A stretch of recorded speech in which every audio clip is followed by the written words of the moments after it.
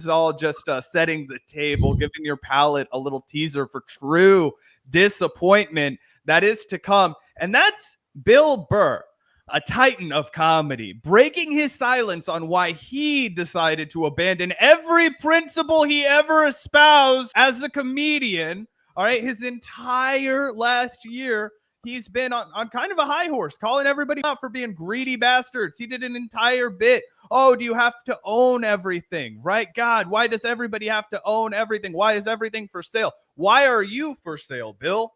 Well, he answers that a little bit in this segment here. Did you get a chance to take a look at any of this, Gavin?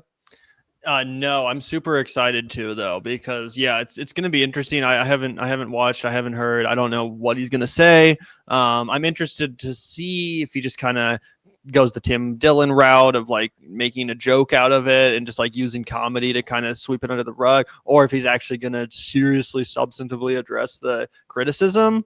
So yeah, I'm super excited. To Riyadh, Saudi Arabia, and I worked with Josh Adam Myers, and stand-up is new to this part of the world, so they always have like fucking restrictions and shit when you go over there. So the first time you do a new country in the Middle East, it's fucking hilarious. You go on stage and you're sitting there going like, am I going to get arrested? Like what can I do here, right? So we went up at Bahrain, and we didn't realize that Bahrain was cool. Bahrain's where people in Saudi Arabia go to drink alcohol. Yeah, rich people who are not being exploited and subjugated and enslaved by the government, Bill. Party and have like a good time, right? So Josh had never worked the Middle East before, and he went out on stage, and in 15 minutes, like, I don't think I've ever laughed so hard. He had a full-on, he was freaking out.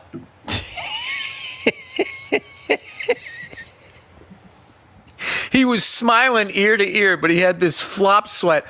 And in his eyes, he was like just totally freaking out. Me and Club Soda Kenny were fucking dying. And when he started, he was afraid to curse. So he was saying like mother trucker and all of this shit. Then he just kept pushing it. And by the end, I don't even know what joke he was doing. Going to a proctologist or something. He's like, the doctor's got 4 fingers in my ass. The whole fucking place is going nuts, laughing. Like, we didn't realize that, like, all of that was like cool there. So I spent the first which is crazy. And the reason I wanted to include a lot of this, weird story that he tells about his performance there is because he was so willing to silence himself. He was so willing to sanitize himself. He was going to scrub down his entire set. And we'll hear more about that, how willing he was to play ball for a check. He would have cut out anything that they would have asked him to, which is a real bummer, man, because you think of Bill Burr in the tradition of the great comics. You think of him in the tradition of the like Kinnisons. You think of him in the fucking tradition of the Carlins. You do. You think of him in the tradition of the Eddie Murphys and the big fucking powerhouse comedians of the past, right? The guys who really laid the stage. Chris Rock, kind of his contemporary, but Bill had his moment way later, right? These titans of the industry. And you think about how much comedy was their craft, how much it was their art, how much it was about, I'm going to say this truth that is buried inside me and I'm going to cloak it in comedy so people actually laugh at it, right? That's when you elevate the art form. His willingness to just shear all of his work down like a sheep was baffling to me. Yeah, they must have been paying him an insane amount of money. I genuinely don't understand it. 5 minutes, like making fun of him, and the crowd was dying laughing because they thought it was fucking hilarious, like how nervous we were. Like when I went through customs in Bahrain, I was talking to the person, right? And I'm like going, yeah, hey, I'm trying to be the friendly American guy going, yeah, it's my first time over here. And then the guy's like, why are you over here? I go, I'm a comedian. I'm doing stand-up shows. He goes, oh, yeah. He goes, you can tell all jokes about the Middle East. Like, you think you're going to come over here and get beheaded, right? And I'm looking at him like, no. That's, if I was a little more relaxed, I would have been like, yeah, and you thought I was going to show up weighing fucking 600 pounds, wearing some Crocs, talking about just got a truck, But this is why you travel. So he ends up busting my... And we can skip ahead a little bit, if you'd like, Gavin, to the end where he makes another big revelation. Yeah, I'm kind of confused about why why I even thought this story was worth telling. It doesn't seem that funny. It just kind of seems like filler. It seems to me that he's fulfilling his duty of telling everyone how great and normal and not dangerous the Middle East is. It seems to me that every single comedian that I've seen that's already performed has had an obligation to come out and release some sort of content talking about how safe and enjoyable and actually really fun and nice the entire kingdom of Saudi Arabia is, and how, oh, I thought it was going to be really harsh, and oh, I thought I was going to get my toes stepped on, and oh, I thought I couldn't be myself as an American. Nope, it was glorious. These people were awesome. It was spectacular. And to be honest, dude, I'm genuinely wondering if the reason he put this bullshit, boring story in the middle of his podcast is because he was fulfilling some sort of an obligation to the Saudi kingdom, who just forked over probably like $500,000 to him. That's crazy if true. In that case, let's just listen to the rest of it, because now I want to hear with that in mind. My chops a little bit, and I'm like, all right, these guys are funny. And so we ended up doing the gig, and I was on stage at one point, so I'm like, all right, well, Josh kind of talked about sex. I got a bit that's a little bit about sex, so I start telling this joke about sex, and in the middle of the fucking joke, this guy in a dish dash, those are those fucking things everybody wears over there with the whole head garb, the whole goddamn thing. Him and his wife get up, and she's wearing a burqa. In the middle of this joke, they fucking get up and walk out. And I'm like, oh, fuck. Oh, fuck, did I go? Am I in trouble? So I look over, and Kenny's staring at me with his typical fucking... Such a little bitch, dude. No backbone. For a guy who fronts like he has a massive backbone, and that's why people like him, because he's this hot-headed redhead. You know, he'll blow a gasket, but he'll do it from the like leaning back in his armchair. You know, not getting out or getting too tough, but just like popping off. Like, he really has no spine. Is a huge part of what I'm being revealed. Yeah, and just imagine how compelling and hilarious this would be, because we know Bill Burr is funny. Despite how unfunny this rambling monologue has been, like, we know he's funny. Imagine how funny it would be if he was turning his fire on Saudi Arabia and all the people that participated in this. It would be some of his best content ever. You can tell he's like having to hold back and deny everyone that, which, I mean, again, he's not dumb. He knows that this is bad news.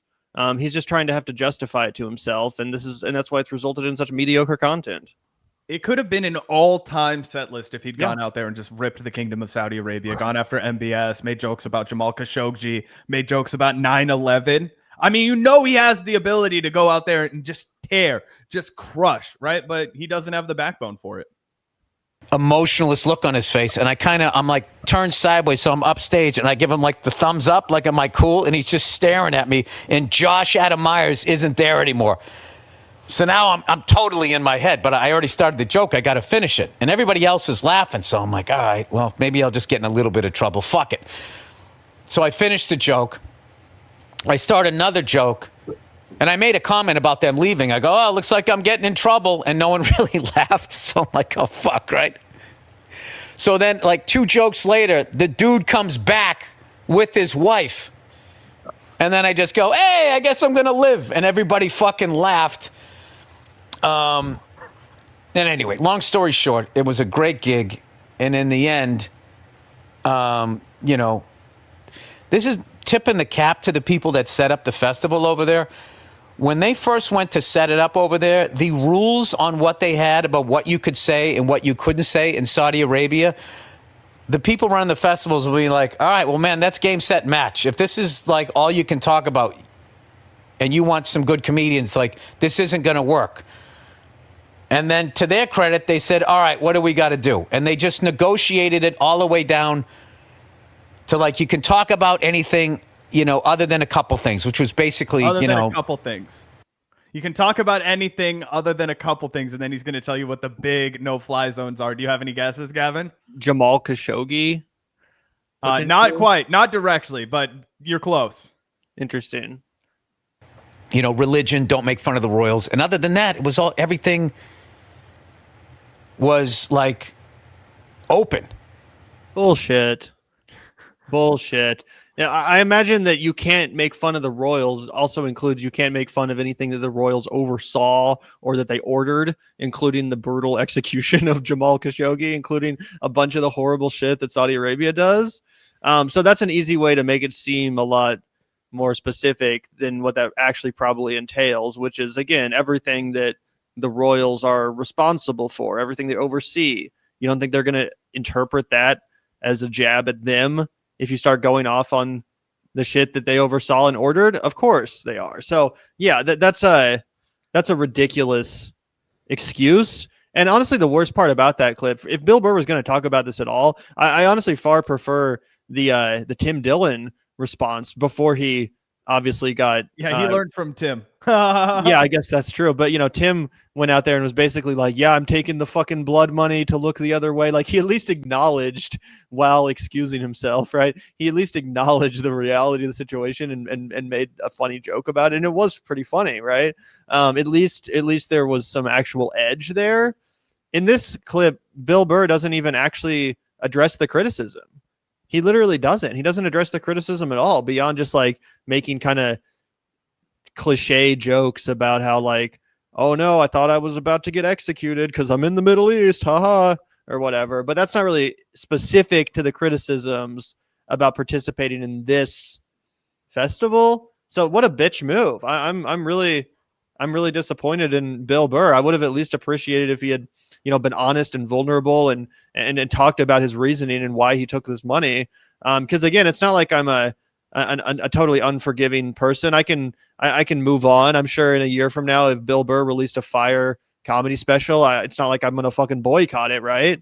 But at least be honest and address the criticism head on.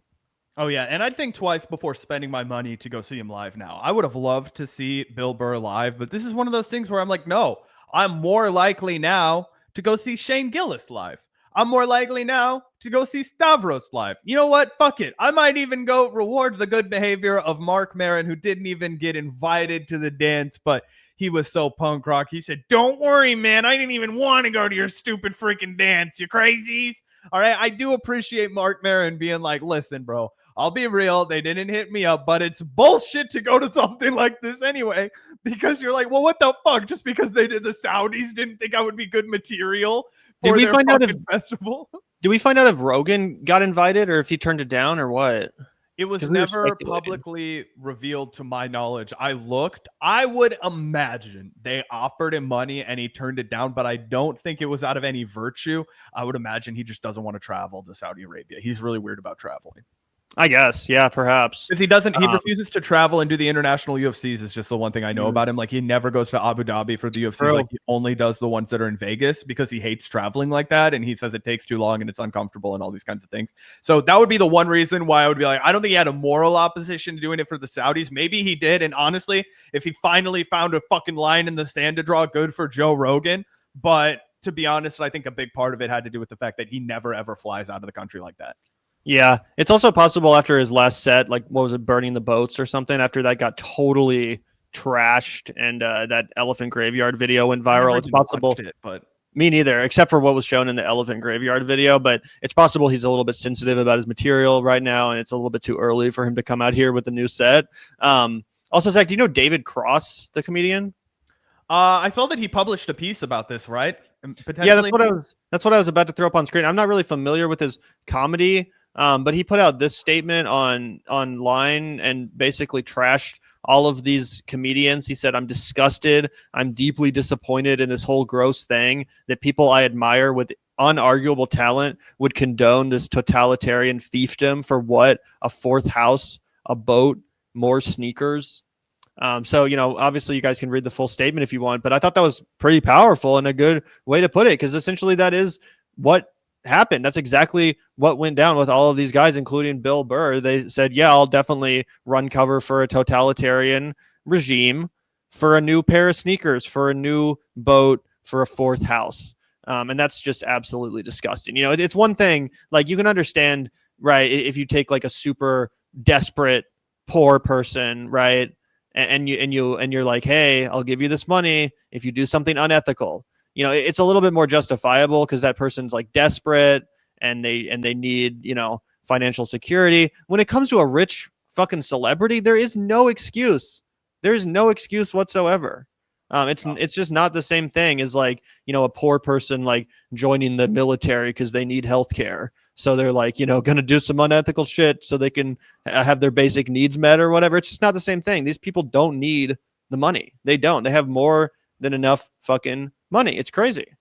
Oh, 100%. And I did recognize this guy after I looked him up, Gavin. I haven't seen this show, but I guess he did a show with Bob Odenkirk back in the day. But it's this guy on the right who I definitely have seen in things before. He was in Arrested Development, which I haven't watched, but I do know he's in that. He was in, I think, the Alvin and the Chipmunks live action movie, which I'm seeing up here. Oh, yeah, you're right. I remember that shit. He was in the Alvin executive or some shit like that. Yeah, I think he played like one of the villains, right? Like one of the bad guys. The evil music producer, I think. Yeah, it did. So either way, but people are saying in chat that he's a great comic, and I saw that it described him as like one of the top dogs in the 90s alternative comedy scene, which sounds really interesting. I bet he was funny as hell, so I would definitely be interested in checking out some of his work now that I know that he's also an ethical guy. Yeah, there's another person that we can get tickets to see if they come to KC instead of the likes of Bill Burr.